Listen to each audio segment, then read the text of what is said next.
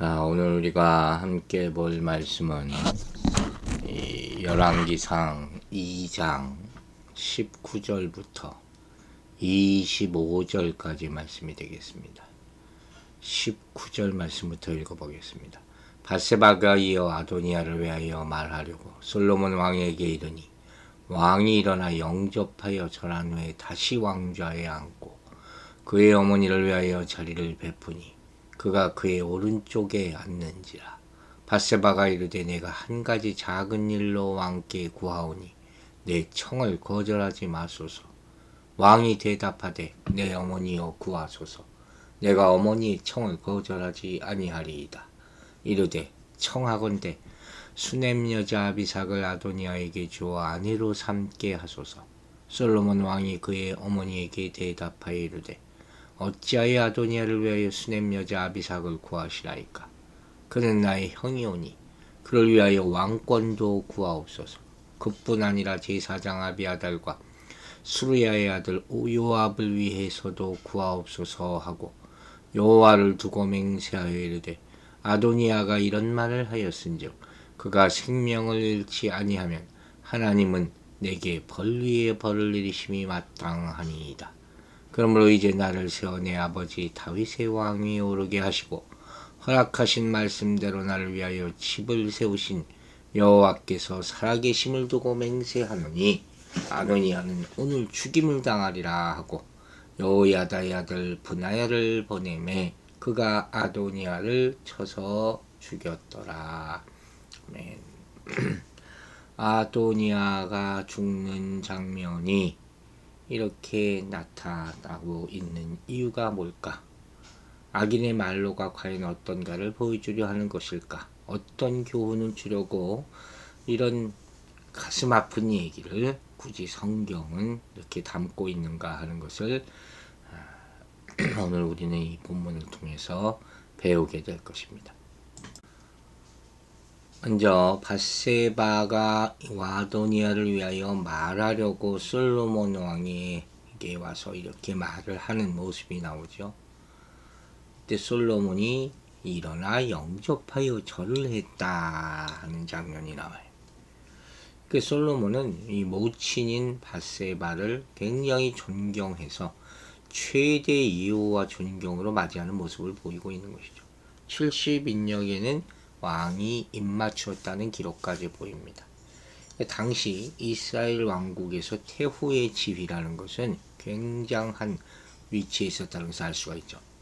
그런데 성경 기록상 밧세바는 최초의 공식적인 태후라고 볼 수도 있는 거예요. 그러므로 솔로몬의 즉위에 큰 공헌을 한 밧세바에 대한 예우가 이후 왕실의 태후에 대한 예우를 세우는 데 많은 영향이 줬을 것이다. 이것도 우리가 얘기할 수 있죠. 역사적으로 이런 예를 각 나라에서 볼 수가 있지 않습니까? 중국에는 측천무라는 아주 악명 높은 그런 태후가 있었죠. 그래서 그 우편에 앉게 한다. 왕의 옆에 앉는 거죠. 이 우편이라는 자리는 권세죠. 고대 근동사회에서는 존재와 영광을 나타내는 자리고 이런 관례가 성경에서도 그대로 적용됐다고 볼 수가 있죠.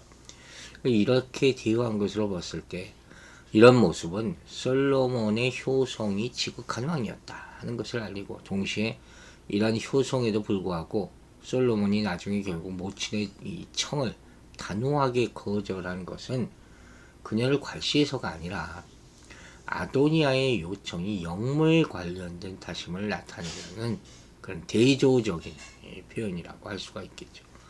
그리고 밧세바가 청을 하죠. 근데 이 장면이 재밌는 거예요. 그 내용이 뭐라고 돼 있어요. 내가 한 가지 작은 일에 왕께 구하오니 내 청을 거절하지 마소서. 한 가지 작은 일. 밧세바에게 있어서는 이 일이 한 가지 작은 일이 됐어요. 아도니아는 뭐라 그랬어요? 한 가지 소원이 있습니다. 즉 밧세바가 아도니아의 부탁이 무엇을 의미하는지 잘 모르고 있었다는 거예요. 그냥 단순한 한 여인을, 한 얼굴이 이쁜 여인을 사랑하니까 나에게 주십시오. 이 정도로 생각했을 수 있다는 거죠. 그래서 수넴 여자 아비삭을 아도니아에게 주 아내로 삼게 하소서 아주 구체적으로 부탁을 하는 거예요. 단순한 남녀 간의 애정 문제로 인식하고 솔로몬에게 아도니아의 청을 들어줄 것을 부탁한 것이죠. 그러니까 밧세바의 생각으로는 아마 있을 거예요. 이 수넴 여자 아비삭은 다윗의 후궁이라고 하지만 다윗과 동침하지 않았기 때문에 여시종에 불과하지 않느냐. 그런 생각을 했겠죠. 또 어제도 얘기했지만 왕위 경쟁에서 실패한 아도니아에 대한 일종의 동정심도 작용하지 않았을까. 그래서 한 가지 작은 일로 보았다는 것이죠. 하지만 일반 백성들도 뭐라고 생각하겠어요? 분명히 아비삭을 다윗의 첫 후궁으로 인식하고 있을 것이다 하고 당시 관례상 어떻다 그랬습니까? 선왕이 후궁을 계승해서 소유한다는 것은 곧 왕좌를 계승하는 하나의 상징적인 행위라고 하지 않았습니까? 그렇기 때문에 만일 아도니아의 뜻대로 된다면 그는 왕권 회복의 발판을 마련하는 것이 되는 거예요. 그리고 아도니아의 추종 세력이 크게 힘을 얻는 계기가 될 수 있기 때문에 이런 배경하에서 밧세바의 말을 듣는 순간 솔로몬에게는 옛날에 했던 말이 1장 52절에 맞아 딱 떠올랐을 거예요. 그게 뭐예요? 아도니아의 반역죄를 당시 용서해주면서 이런 말을 합니다. 악한 것이 보이면 죽이리라. 항상 경계해왔던 거예요. 오래전부터 솔로몬은 아도니아를 경계해왔던 거예요. 자, 아주 중요한 교훈들을 우리가 얻죠. 그게 뭐냐? 악한 세력은 야망을 이루려는 자신의 목적을 교묘하게 포장하고 숨길 때가 많다는 거죠. 심지어 하나님의 이름과 하나님의 뜻까지 서슴없이 사용해서 안심시키라는 것이 마귀 사단이에요. 그러므로 우리는 항상 하나님의 말씀을 배경으로 하고 기준으로 하는 것이죠. 밧세바 입장에서 볼 때는 이 밧세바는요, 아도니아의 소원이 굉장히 위험한 것임에도 불구하고 간과한 것이죠. 이것도 교훈이 되죠. 만약 성도가 악인의 술책과 목적을 간파하지 못한다면 그들의 야망을 이루는 도구로 이용당하게 될 수가 있어요. 이런 경우도 너무 많죠. 성령으로 충만해서 사탄의 계기를 분명하게 드러내야 된다는 것이죠. 악한 세력이 이용당하지 않도록 깨어서 경계하는 우리 모두가 되어야 할 것입니다. 여러분, 세상적인 욕망에 사로잡힌 교만한 자들이 많잖아요. 이들은 자신의 야망과 이기적인 목적을 이루는 것을 쉽게 포기하지 않아요. 문제는 이 순진한 성도들을 도구로 이용하고자 하는 아도니아 같은 사람들, 단체들, 또 방송 매체들, 지도자들, 이런 악한 이들이 오늘날에도 너무 많다는 것이죠. 그래서 거듭 얘기하지만 깨어 분별하지 못하면 영적인 아도니아에게 속임을 당하고 악의 도구로 이용당할 수 있다는 사실을 절대로 잊지 마시기 바랍니다. 이제 솔로몬의 반응이 나죠. 22절 보세요. 그의 어머니에게 대답하여 이르되 어찌하여 아도니아를 위하여 수넴 여자 아비삭을 구하시나이까. 그는 나의 형이오니 그를 위하여 왕권도 구하옵소서. 비꼴 말이죠. 말이 되는 얘기를 하십니까? 그뿐 아니라 제사장 아비아달과 수레의 아들 요압을 위해서도 구하옵소서. 그에게 왕권을 주세요 차라리. 이런 얘기예요. 이게 처음에 아주 다정했던 분위기가 일순간 깨어지는 것을 볼 수가 있죠. 솔로몬이 굉장히 격노했을 거라고 추측할 수 있는 장면입니다. 그는 아도니아의 한 가지 소원의 저변에 깔려있던 영모의 흉계를 즉시 간파한 거예요. 그리고 그 흉계를 모르고 중개 역할까지 하고 있는 모친에게 노골적으로 불만을 토로하고 있는 그런 장면이죠. 그래서 말합니다. 저를 위하여 왕위를 구합소서. 즉 결과적으로 아도니아가 아비삭을 요구한 것이 솔로몬에게서는 왕위를 요구한 것과 똑같은 것 아닙니까? 그러니까 밧세바가 말하는 한 가지 작은 일이란 부탁이 아도니아의 영모를 허락해달라는 말도 안 되는 얘기가 되는 것이죠. 그 아도가 점점 분명해지는 솔로몬이 볼 때는 어처구니 없는 부탁을 어머니가 하는 것이라는 거죠. 그리고 여기 대제사장 아비아달과 군대장관 요압의 이름도 거론된 것을 보아서 아마도 1차 거사 실패 후에 이들 핵심 세력 3인이 왕권에 대한 미련을 아직도 떨치지 못하고 있었다는 것도 볼 수가 있죠. 그걸 다 워치하고 있었다는 거예요, 솔로몬은. 그리고 23절에서 결정적인 얘기를 합니다. 여호와를 두고 맹세하게 이르되 아도니아가 이런 말을 하였은즉 그의 생명을 잃지 아니하면 하나님은 내게 벌 위에 벌을 내리심이 마땅하니이다. 그럼 맹세한 거예요. 반드시 맹세의 내용을 지키겠습니다. 그리고 24절에서 그러므로 이제 나를 세워 내 아버지의 다윗의 왕에 오르게 하시고 허락하신 말씀대로 나를 위하여 집을 세우신 여호와께서 살아계심을 두고 맹세하노니, 여기 나오잖아요. 아도니아는 오늘 죽임을 당하리라 하고. 자, 이 모습이 가만히나 있으면 목숨이나 부지할 수 있었을 텐데 그런 말이 떠오르지 않습니까? 아주 솔로몬이 지금 일반적인 맹세의 형식에 자신의 절실한 체험에서 우러나오는 신앙 고백을 결합시켜서 결연히 맹세하고 있는 장면이죠. 여호와의 사심을 가리켜. 우리 예전에 배웠잖아요.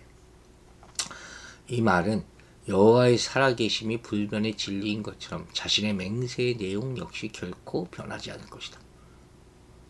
지금 아마 지금 솔로몬이 왕궁 안에서는 난리가 났을 거죠.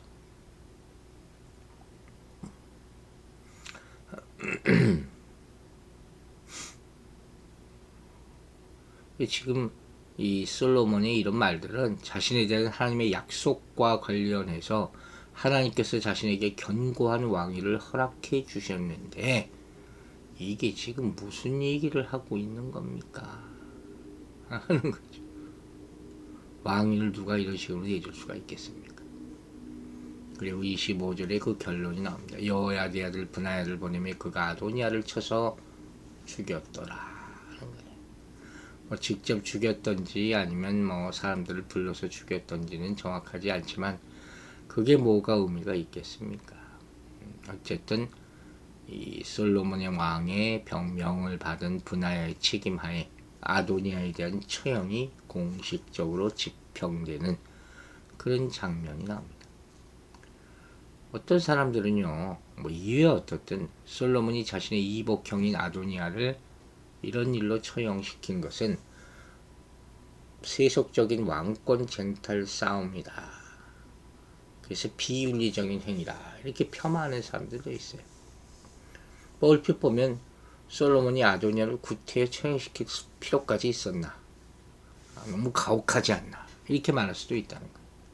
그래서 솔로몬은 혈연관계를 초월하여 하나님께로부터 대권을 위임받은 신정왕국의 통치자예요. 그 무엇보다 하나님의 뜻을 실현하고 공의를 구현하는데 온 힘을 쏟아야 했다는 것이죠. 따라서 1차 경고에도 불구하고 재차 반역을 시도함으로써 이스라엘의 근간 질서를 문란케 한 아도니아의 죄는 엄중히 다스려져야 마땅했다는 거예요. 죄에 대한 문제는 우리가 관역을 베풀기가 어렵다는 것이죠. 즉 솔로몬의 아도니아 처형 사건은 단순히 왕권 도전 세력의 제거라는 정치적 차원에서만 평가될 것이 아니라 신정왕국의 확립 및 강화라는 신적 공의 실현의 차원에서 평가되어야 한다. 이 공의라는 것을 우리가 다시 한번 생각하는 것이죠. 불행하지만 정당했고 결과적으로 선을 이루게 되는 큰 차원에서 봐야 된다 하는 것이죠. 솔로몬이라는 인물을 다시 보게 되는 거예요. 다윗이 연로해지자 쿠데타가 일어나고 숨막히는 드라마가 펼쳐지며 마침내 솔로몬이 승리를 거머쥐는, 그죠? 솔로몬 또한 아버지 다윗을 닮은 아주 현실적인 정치인이었다. 지혜로운 사람이었다는 거예요. 그러니까 지금 이런 순간에 어머니 바세바의 간청을 꿰뚫어보고 단호하게 거절하고 이 목형 아도니아를 냉정하게 처단할 수 있지 않았나 하는 것이죠. 그러나 어쨌든 아도니아는 이 나라를 전복하려고 왕위를 자기가 되찾겠다는 악한 마음을 품고 있지 않았습니까? 솔로몬은 어머니를 향한 애정이나 존중, 그것과는 별도로 나라를 세우는 일에 혈연에 전혀 좌우되지 않았고 분별력을 가지고 있었다. 한편 비정해 볼 수도 있어요. 꼭 이런 것을 지적하는 사람들이 있으니까. 그러나 이건 이런 자리에 있는 사람이 피할 수 없는 비정합니다. 왕의 위치라는 게, 지도자의 위치라는 게 그런 거예요. 중요한 것은 솔로몬이 아도니아의 또 다른 음모와 야욕을 분별하는 지혜뿐만 아니라 아도니아를 단호하게 처리하는 결단력까지 보여주고 있다는 사실이죠. 하나님은 지혜로우시면서도 사명에 충실한 자를 세우시고 약속하신 것을 성취합니다. 우리는 이런 솔로몬의 지혜와 분별력, 결단력을 구해야 할 줄로 믿습니다. 기도하겠습니다. 아버지 하나님, 우리가 오늘 아버지 앞에 무릎 꿇고 기도할 때 우리에게 지혜를 주시옵소서. 솔로몬과 같은 지혜를 주시옵소서. 그가 왕으로서 수많은 판단을 할 때 올바르고 의롭고 공의로운 판단을 할 수 있는 그 지혜를 허락하여 주시옵소서. 또한 구하오니 분별력을 허락하여 주시옵소서. 선과 악을 분별하게 하여 주시옵소서.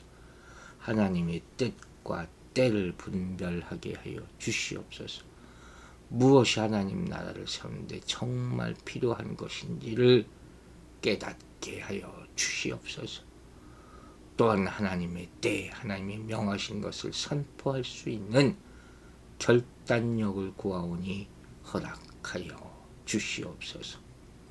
우리가 우유부단하여 하나님의 공의를 실천하지 못할 때가 너무도 많습니다. 인간정의 정에 휩쓸려서 하나님의 명령대로 살지 못하는 때도 많았습니다. 회개하오니 용서하여 주시고 그러한 결단력으로 하나님의 말씀을 지켜 행하는 진정으로 의로운 성도의 삶을 살도록 성령이여 지혜를 주시옵소서. 주께서 우리를 붙잡아 주시고 오늘 하루도 모든 사단의 공격으로부터 이기게 허락하여 주실 줄 믿습니다. 우리를 구원하신 우리 구주 예수 그리스도의 이름으로 기도했습니다. 아멘.